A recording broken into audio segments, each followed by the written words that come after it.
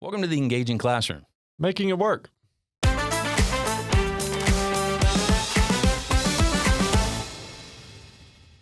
My name is Russell Dirgo. I work at the Friday Institute at NC State University. I lead a lot of computer science professional development. Prior to that, I was a teacher for 10 years. I've taught computer science, kindergarten through 12th grade, music, pretty much anything you can think of. So, Adam, you want to introduce yourself? Yeah, my name's Adam Davidson. I work here at Duke University, actually. I am the undergraduate lab manager for electrical and computer engineering department and have been here since spring of 22. Prior to that was an engineering teacher here in the state of North Carolina for roughly 15 years. And 3 years prior to that was a tech ed teacher here in the state of North Carolina. Yeah. And then with us today, we have a guest. We've got Bill Vincent with us. Bill, why don't you tell us who you are and a little bit about yourself? Sure, glad to. Bill Vincent. I'm a Project Lead the Way engineering teacher here in Chapel Hill, Durham, and I've been doing that at my current school. This is my 12th year teaching Project Lead the Way engineering. Prior to that, I was a teacher at a couple other schools locally, teaching mostly science, mostly physics. Prior to that, I spent 17 years as a mechanical engineer in industry. Teaching was a midlife career change for me, and I think it stuck. I think I'm going to stick with it. Nice. So, why did you decide to switch to teaching? Well, so I was in industry for 17 years, and that was 21 years ago. Mm-hmm. So it was in the early mid 2000s. The economy was not great at that point. Yeah, I remember that. The company I was with was a pretty solid company, had locations across the country, but our location was being phased out. They offered us an opportunity to relocate, and we went and looked at a few places in other states, and none of them just felt right. And my wife was working on her career as well. That was something that was very important. So at that point, I decided that maybe I needed to do something else. Sure. Yeah, that makes sense. We've known lots of people that go through lateral entry that have gone into the business of being in education and being a teacher and have done so as a second or sometimes even third career. In fact, I think most of the teachers that I've worked with in technology education or engineering have been lateral entry. Usually because we have a good understanding of what it's like to then work in the industry that we're prepping students for. Unfortunately, I did not come from that. But you do get some people that can teach really well because they've done the same kind of thing in the industry for a long time. So pretty valuable. One of the things that we'd really like to talk to you about today is kind of a closing of the circle for us of this industry partnership concept that we started this whole podcast series with. Shout out to the earlier podcast episodes that we have here. I'll probably put them somewhere up here that you can click on it and go see it. It's a little bit about how we started at Riverside and how that program got going and then how we worked with industry partners to have field trips where students got to experience what it's like to be out in that industry. We also kind of partnered up with you guys over at East Chapel Hill. Of course, there were many things that we talked about and worked on together, but we'd like to close the loop on that since part of what we did was work with the same company as part of that partnership. And then we also talked to that company, and we talked to Joe Waters, brought him in, had a whole episode about how we partnered up with UL. And at that time, we were also talking about you and what you're doing with East Chapel Hill over there. And then I think we can also get into some of our conversation about how now we're bringing you over to Duke and have a whole field trip set up for your Principles of Engineering class. One of the things that you said that really resonates with me and what I try to do within my classes, even before I started teaching career technical education, CTE, when I was teaching science, I wanted to create as authentic an experience for my students as possible. And sometimes that's a challenge within the confines of a classroom. Yeah, sure. But the more authentic it can be, in my opinion, the greater the learning experience. So let's fast forward a little bit, going into career technical education. In that discipline, there is it's not just desirable, but there's an emphasis on preparing students to go to the next level. Right. Sure. In education, I have found it to be so collaborative. Right. And in the finest sense of the term, in industry, sometimes there's a sense of competition, but in education, that's far diminished. I won't say it's not existent, and so I appreciate all the times that we've had an opportunity to work together. Absolutely. Yeah. Yeah. When you mention collaboration, do you mean like collaboration between the teacher and the student? Do you mean collaboration between teachers? It's collaboration in general. Okay. Yes. So it's every opportunity that you have to collaborate. I view my teaching practice more as a coach than as a teacher. Early on, I could lecture with the best of them. Mm-hmm. Sure. And I learned that the students learned very little when I was talking in lecture mode. Mm. But when we were collaborating, when we were engaging in activities, that the true learning took place. And I think, just being open to those opportunities is critical. Yeah. And again, I go back to my early teaching practices. I'd do a lesson plan, as all good teachers do. Mm-hmm. And if my lesson plan didn't go as planned, I was a basket case. Sure. But I quickly learned that those are genuine, authentic situations. Life doesn't go exactly the way we plan it.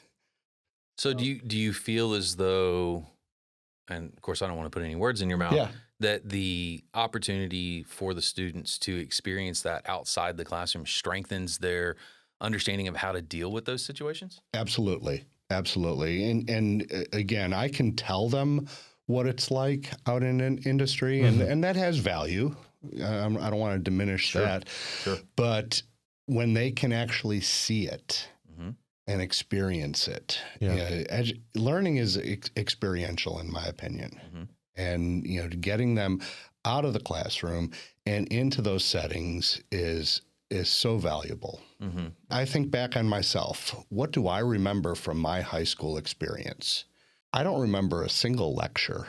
Sure, right. But I remember some of those experiences, going out, seeing things, doing things. And in a way, what these field trips, and I even hesitate to call them field trips, but what these trips where we're engaging with companies, businesses, those are creating what I consider enduring memories, enduring experiences. Awesome. In high school and in college, what I do remember from 30 years ago is the experiences that I had with teachers who engaged, teachers who found a way to not just stand at the front of the classroom and be the sage on the stage, but rather give to the students an opportunity to experience the physics that they're learning about or the psychology that they're learning about, and apply it more than anything else. And I think that speaks a lot to, what all three of us have gone through as teachers too, and the kind of courses we've taught. Yeah, I think the only thing I remember about lectures from school was how bored I was during those lectures. Yeah. I particularly remember the classes where we were doing things like those experiences you were talking about, like a physics class where we would drop we'd have to build the safety thing for an egg that we drop off the top of a building. Yeah, an egg drop. I remember having to build a sailboat where the sailboat had to go against the wind. I don't remember how I did it. Tough to do. It was tough to do.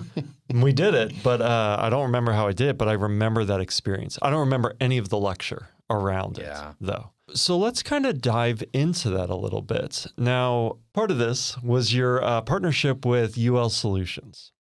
How did that partnership come about? Years ago, I interacted with a UL employee in a completely different context. And years passed, probably a decade passed, and I ran into him, and we were just sharing experiences and, catching up. And I shared that, I was teaching Project Lead the Way at East Chapel Hill High School. And he said, oh, his son was going to Riverside taking Project Lead the Way. And I said, oh, yeah, we collaborate with the Riverside PLTW staff. He mentioned that Riverside was bringing students over to UL and that they were looking to expand that. And I said, that's exactly what we want to provide to our students. Yeah. So then I think shortly after that, Somewhere in there, we've been touching base already at that point. Yeah. I think that our director of CTE and your director of CTE at the time were in conversation with each other, and that's where we started to meet up with you and talk to you about, well, here's how you start a PLTW program, or how we restarted ours. Yeah. So we had already been in conversation with each other. So it was almost, what's the word, serendipitous? Or I call it organic. Organic is a good way to put it. You can plan collaboration. Right. But sometimes when it's serendipitous or spontaneous or organic, that's sometimes the real. So being open to it, I guess that's what I'm trying to get across, is being open to the opportunities is. Well, that's one of the early things I think that we've talked about with people is you have to be willing to just go with, who do you know? What do you know? Do you have connections somewhere? You never know if a parent is working for a company that could open a door for you. That's right.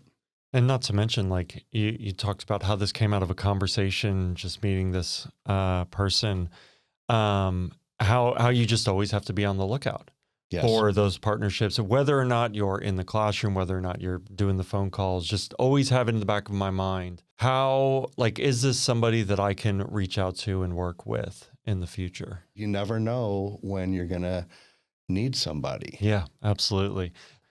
So what did that partnership look like when you had your students kind of working on activities? Did it start off kind of big? Did you start small? We were looking at an engagement for our upper level engineers, our third and higher level engineering students, a similar type of, I'll call it intensity or engagement level, but with a slightly different twist to it. So that's where, working with Joe Waters at UL Solutions, Joe suggested that we try designing PFDs, personal flotation devices. Oh, cool. And, it was really, from a design challenge standpoint, it was really a sweet spot in terms of what our students could do in a remote type of a setting, because we did all of our design work in the classroom. And Joe came in and talked with our students. Awesome. and engaged with them and worked with them that way through that design process. And it was a multi-week design process. So we would actually have UL Day. So one day a week was dedicated. So that sounds familiar, doesn't it? Yeah, it does sound familiar. So we'd have UL Day, and the teams would get together. And one of the things we did is for our third level students, and that included students taking aerospace engineering, digital electronics, and AP computer science principles. They all worked together. We allowed the students to form groups, and those groups could be across different disciplines, across different periods. And one of the things that we liked about that is they had to figure out how they were going to collaborate. Yeah, absolutely. And the reality of it is, having multiple periods actually gave them an advantage, because they had more total time to actually work on the project. Right. That actually reminds me of work kind of post-COVID, where everyone's working from home, and you have to kind of figure out when are your schedules going to align so that you can actually get some of this work done. You're absolutely right. And even pre-COVID, when you're talking about companies that have locations across the country or around the world globally. Absolutely. being able to work remotely is a challenge, and it's a skill set that's really important for them to learn. And one of the things with students, they want to ask why. Why do we have to do this? Why do we have to do that?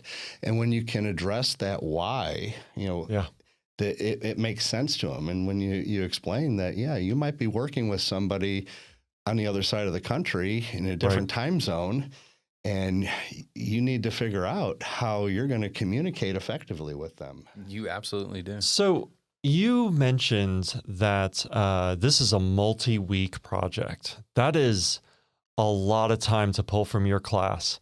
Like, how did this fit into the curriculum for the students? We made time. We have standards for this type of collaborative work, for this type of design work. So weekly, we followed the engineering design process. We, when in doubt, go back to the engineering design process. And so each week was dedicated to one step in that engineering design process.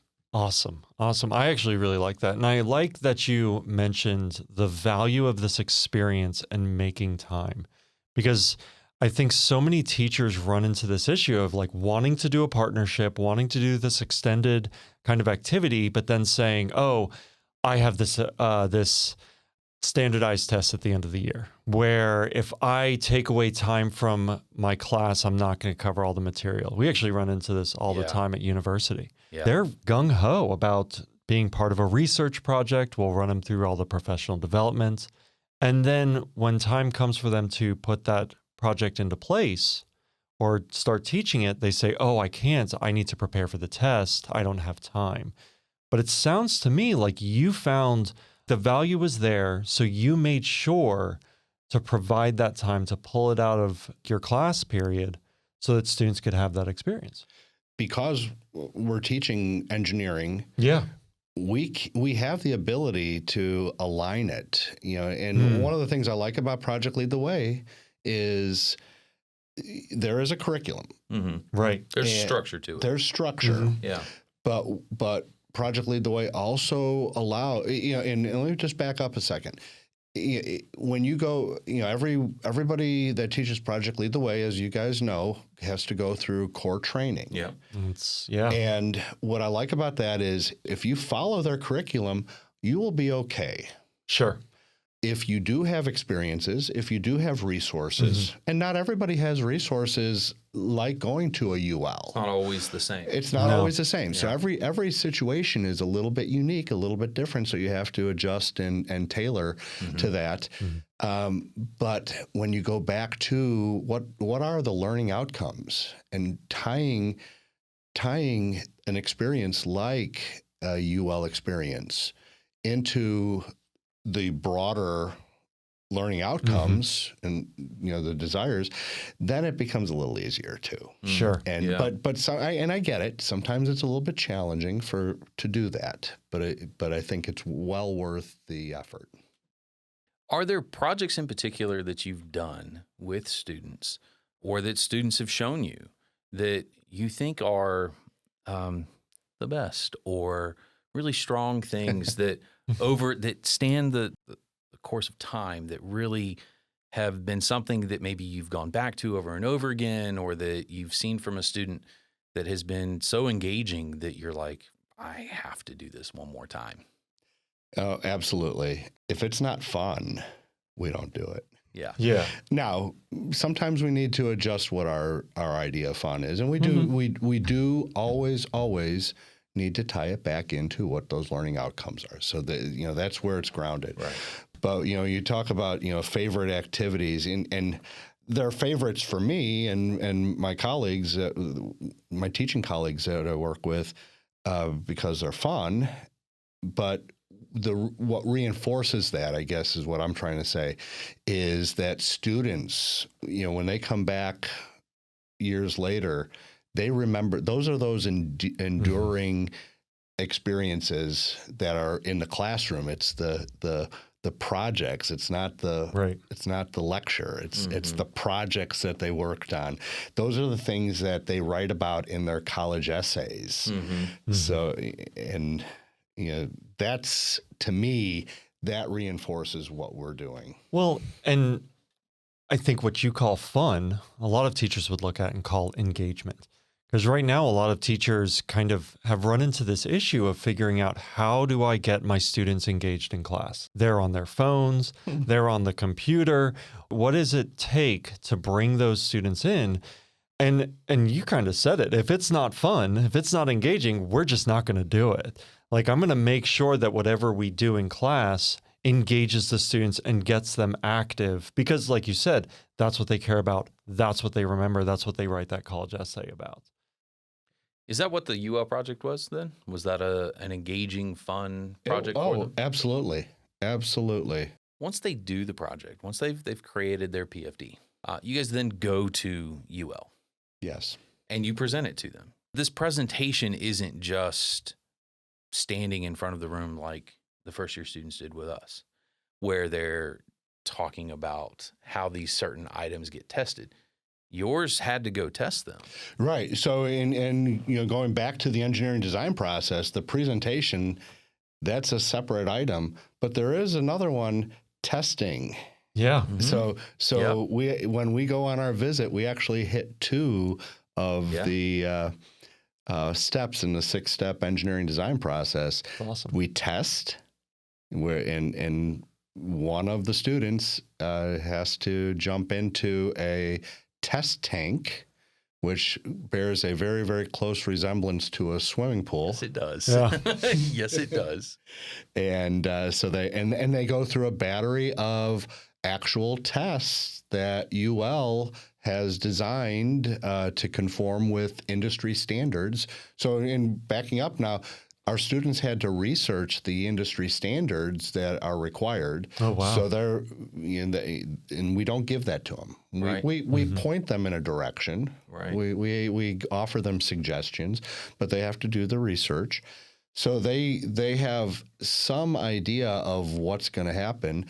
But when we go there, they actually go through and they perform. They are one of the test subjects, and UL tests their PFD, and so there's a little bit of a competition too, because there might be 6 different teams making a PFD, and they all have their own unique aspects to them.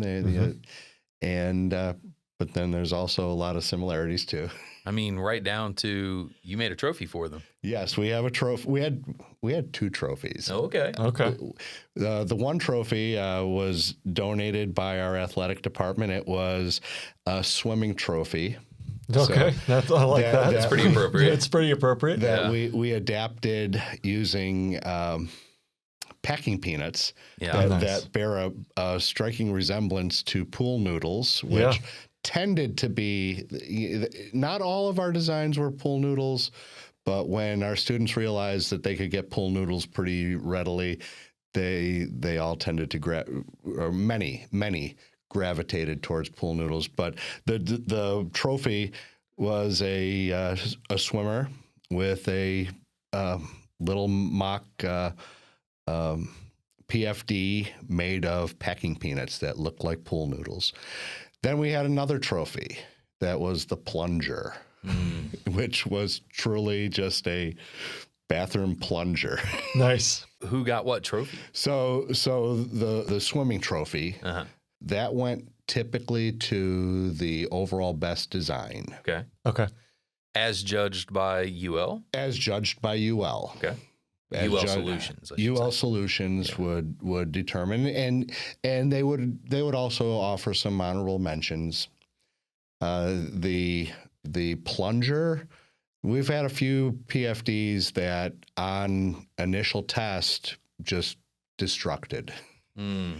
Which, and one of the things that we like about engineering, I know you guys are, having taught it, our classes are safe places to fail. Right. So we have fun. We have fun failing. That's great. So because you learn a lot from you learn oftentimes more from your failures. Correct. Very correct. But the plunger went to the team that had the most epic failure. Is that because they plunged into the water? They took the plunge. Yeah, that makes sense. They took the plunge. And again, They were brave enough, courageous enough to do that. Sure. I actually like that. One of the things that I would always talk to my students about, and when I talk to teachers, I say, we have this is a safe place to fail, and you should fail because that's how you learn. So often students see failure as a bad thing because if they're taking a test at the end of the year and they fail, like that's it. But in engineering, it's all about iteration, and computer science, it's about iterating, finding that best solution, running into problems, overcoming those problems. I love that kind of celebrating the failure. That's kind of cool. Isn't it? That's really neat. So just as a recap of kind of how that went down for you, there was a whole career prior to being a teacher that gave you a solid background in problem solving, design process, going through, being iterative. I'm sure there was a whole lot more to it than that. And then you decided to go into teaching, where you started off not as an engineering teacher, but as a science teacher. Correct. You then went into Project Lead the Way curriculum and working with schools to develop programs, bring other teachers on board as well. You've probably taught at this point hundreds of students, maybe 1,000 or more, and have spent an entire second career getting them to the point where it built up to this big kind of field trip that they could do at the end of their time, right, in your school. And a lot of that came from the fact that you had made contacts throughout the time that you were a teacher. Some of those were personal contacts, in fact, that you had. Some of it was professional through collaborating with other schools like those of us at Riverside. And then you went to the same location that had been established as a place that was safe for teachers to go to and give an opportunity for the students to experience this industry. And then you developed your own kind of thing. So you got to see what we did, and then you said, let's take it a step further. We had a slightly different situation, slightly different scenario that we were trying to accommodate. So what we were trying to accommodate was this opportunity to our situation. There were similarities between our two schools, but there were also some interesting distinctions. Absolutely. That gave us this opportunity to rethink it and maybe restructure it. We were not very eager at that point to bring our first year students. And the reason for it is because we were on year-long schedule, and I think we had well over 100, close to 125 students that we would either need to find a way to bring all of them or engage all of them, or it was going to come down to haves and have-nots, and we didn't want to set that up. It made more sense to look at our third level students, which was only going to be 3 or 4 sections of those. So it was a more manageable size group. We want to be sensitive to UL Solutions capabilities too. Right. That's a lot of kids That's to bring a lot to of their... kids. We knew that we couldn't do all of our first level. Yeah. And we didn't want to set up a situation where you could go, but you couldn't. Mm-hmm. That was not something we thought was good, right, or fair. Right. So we then thought, well, let's bring our upper level students and let's dial up the degree of difficulty because they're more capable. We should expect more from them. And you did, and it was possible. Yeah. They proved that they could they could hold up to it. So that's how that evolved. I want to shift gears real quick before we wrap up. We have more collaboration that's through new field trips. So you had field trips for your upper level students, and now we're bringing students who are primarily in principles of engineering, who are going to be sophomores. Tell us a little bit about that field trip and what you're doing and how we got to this point. Yeah, no, that's a great question. And again, it goes back to trying to prepare our students for what the next level is, whether that next level is continuing on to post-secondary school, which many of our students do from our engineering program, or if it's going into the workplace. And our collaboration, our most recent collaboration, is a great example of exposing our students to what it's like to be a college student, to actually experience hands-on an electrical engineering lab. Mm-hmm. One of the things that I frequently get from my students is when I take them places and we talk about things, is that they'll say, I can do that. We can do that. It's like, yes, you can. Yes, you can. And this is giving them that opportunity to prove that they can indeed do that. Yeah. And it opens up their world. And, you know, one of the things that I like to also think about is that when you open up their world, it never shrinks back to what it was. It always, you know, whenever you expand, it just never returns to its former shape. That is very true. Not, I guess that would be elastic if it returned to its former It would shape. be elastic, yeah. Yeah, Yeah. definitely Tying reforms, those if you will. key terms, engineering key terms. Everything can be reduced to an engineering term. So we're definitely excited to have you doing this with us. I know this is something that my colleagues and I have worked hard at trying to find ways to bring students in. And I know this is something that Russ does as well by going out to schools and working with people to help make sure that they're as engaging as possible. I think it's great just to be able to provide an engaging experience for anyone that we can teach, you know, very young to that secondary school, post-secondary as well. Sure. Anytime we can provide an opportunity like that, I think it's worth it to them as long as it's engaging. Yeah. Yeah. So kind of to wrap this up, if you had some advice that you could give to a teacher who is looking to kind of start one of these partnerships, what advice would you give them? My advice to any teacher is, well, there's several. First, be engaging yourself. Engage with the community. Engage with the school. You know, I mentor new teachers as well, and that's a common suggestion, you know, while maintaining balance. But it's important to engage in the life of a school, just so that you can understand what your students are going through. Yeah. But that goes beyond. You can engage with them to understand what their needs are. And as soon as you start to that type of engagement, then you start to realize, well, there's opportunities out there. So it's engage is one. Sure. Not just in your instruction, but in the community, in the school, and in the surrounding community. But then also be vigilant. Okay. And you have to always be on the lookout. Right. And I think it's part of what, you know, when you become a seasoned veteran teacher, that's part of what you do. Yeah.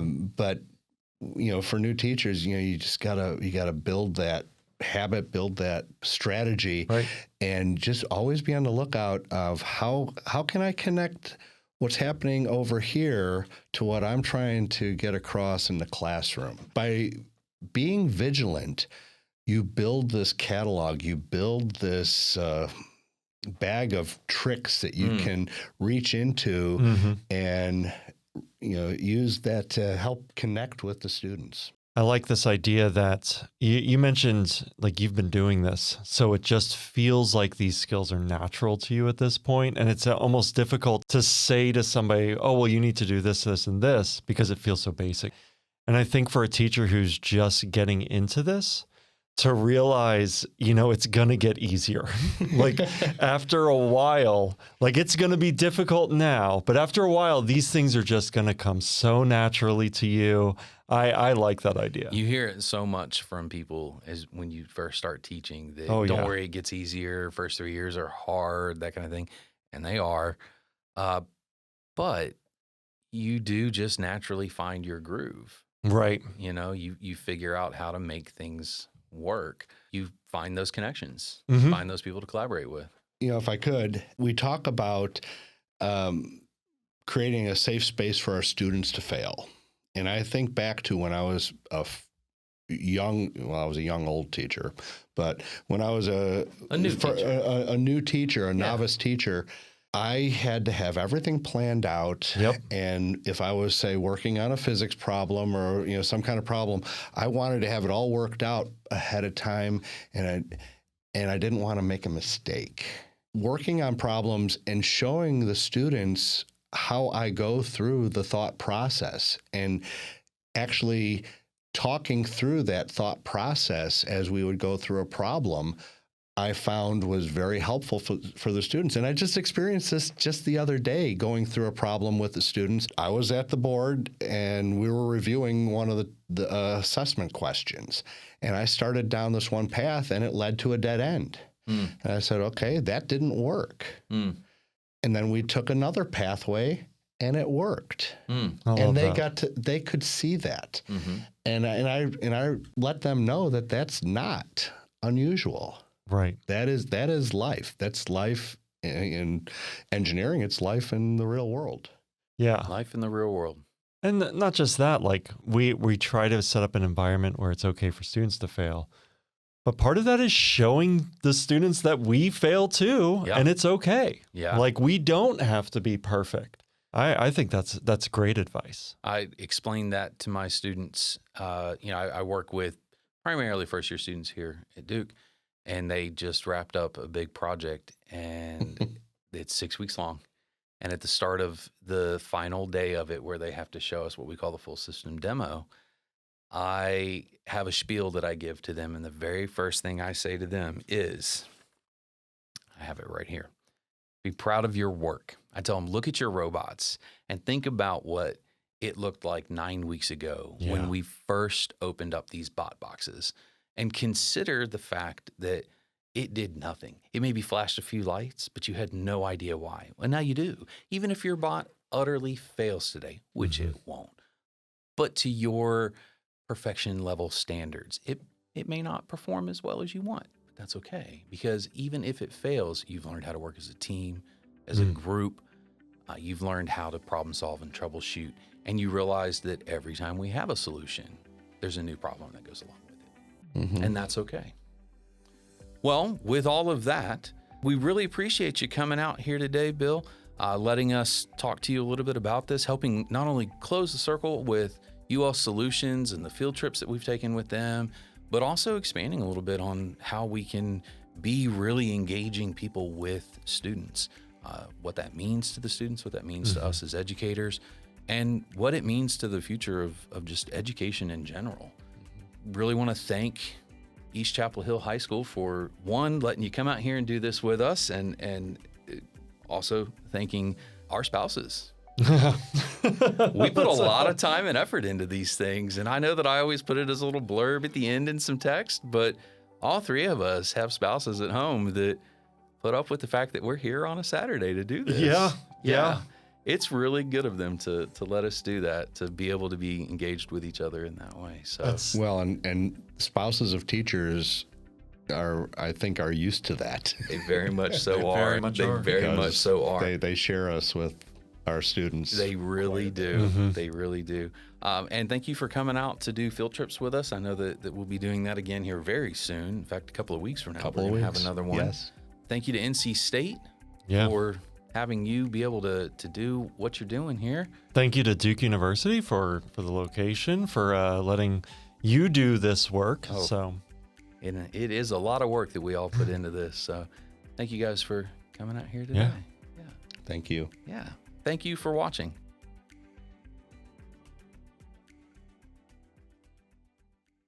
Which kind of stinks, but it sounds like this experience. So sorry. That's my medication alarm. No, hey, dude, you're all good. And I have my phone silenced, but those still go off. I mean, that's actually kind of good. Yeah. But I don't have my Tylenol with me. Well, that's not. That's not good. That's all right. I'm sorry. Go ahead. So, grants.